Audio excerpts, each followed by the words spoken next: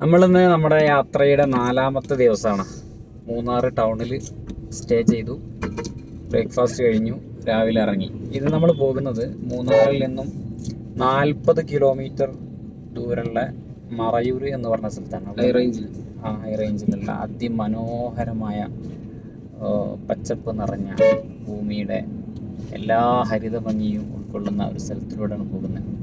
ഇൻഷാ അല്ലാഹ് അവിടെ നിന്ന് നമ്മൾ കാന്തല്ലൂരിലേക്ക് പോകും. അതും ഇത് വളരെ മനോഹരമായ ഒരു റൂട്ടാണ്. അപ്പോൾ മൂന്നാർ വരുന്ന എല്ലാവരും ഈ ഒരു റൂട്ട് എക്സ്പീരിയൻസ് ചെയ്യണം. ഇൻഷാ അല്ലാഹ് നിങ്ങളുടെ അതിൻ്റെ മനോഹരമായ കാഴ്ചകൾ സ്കിപ്പ് ചെയ്യാതെ കാണാം. Okay.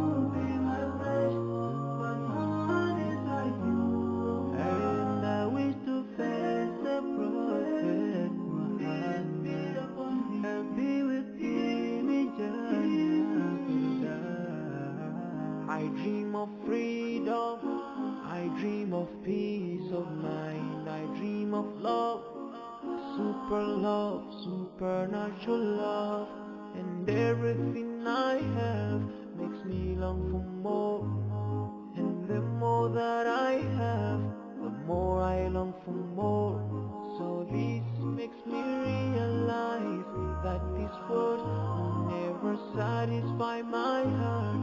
No matter how much I obtain, so my dream for Jannah grows day by day, and I pray to Allah to guide me all the way till I make it to His paradise. They harm my biggest dream to see you.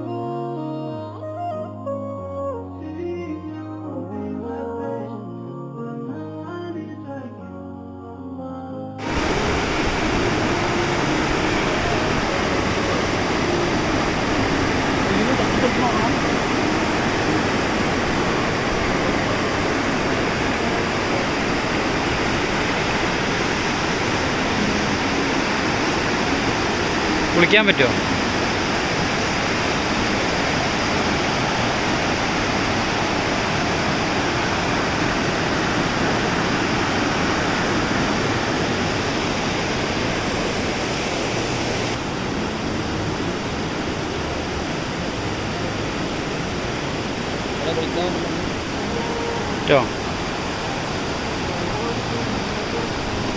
ചോദിച്ചോടാ, ചോദിച്ചു. അടിപൊളി കേട്ടോ. പറ്റണ്ടാവില്ലല്ലേ?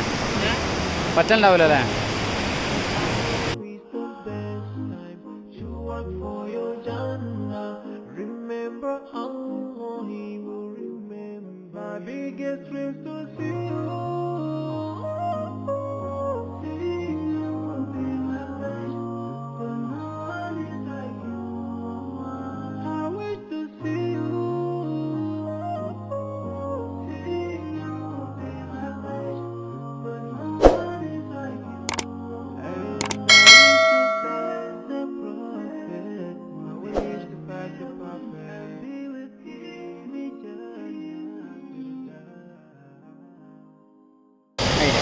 برضه شديدة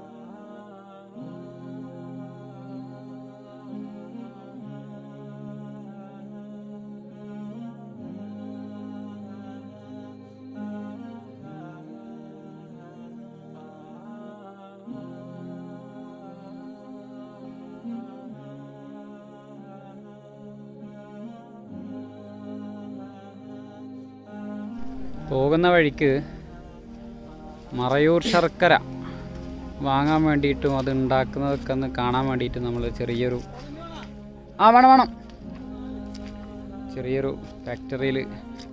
അന്നൂറ് ഇതെങ്ങനെയാണ് ഇതിൻ്റെ procedure? കരിമ്പ് എടുത്തിട്ട് ഈ മെഷീനിലോട്ട് ഇടും. Okay, മെഷീനിലോട്ട് എടുത്തിട്ട് അത് സംസ്കരിച്ചിട്ട് അതിൻ്റെ കരിമ്പിൻ്റെ നീരെടുത്തിട്ട് ഇവിടെ ഒരു ടാങ്ക് ഉണ്ട്, നമുക്കത് ആ ടാങ്ക് ഒന്ന് കാണിച്ചു. ശർക്കര മെഷീനിൽ കിട്ടിയ ഇതിലിടും. കരിമ്പിൻ്റെ നീര് ഇതിലേക്ക് ഒഴിക്കും. ഓക്കെ, ശേഷം അത് ഇതിലേക്ക് വരും. ഓക്കെ, ഇതിലേക്ക് വന്നതിന് ശേഷം ഇതിന്റെ താഴെ നല്ല സ്പേസ് ഉണ്ട്, കത്തിക്കാൻ കണലിട്ട് നന്നായി ചൂടാക്കിയതിനു ശേഷം ഇതിന്റെ നീര് കുറെ നേരം ഇതിൽ വെക്കും. ശേഷം ഇതിന്റെ അരിപ്പാണ്ടോ ഇതുകൊണ്ട് അരിച്ചെടുത്തതിന് ശേഷം ഇത് ഇതിലേക്ക് മാറ്റിയതിനു ശേഷം ഇത് കുറെ നേരം ഇതിൽ വെച്ച് അതിന് നീരൊക്കെ വറ്റിയതിന് ശേഷം ആണ് ശർക്കര സംസ്കരിച്ചെടുക്കുന്നത്. അതാണ് സാധനം. അയ്യോ, മാഷാഅല്ലാ മാഷാഅല്ലാ. ഇത് സാധനം പുറത്തേക്ക്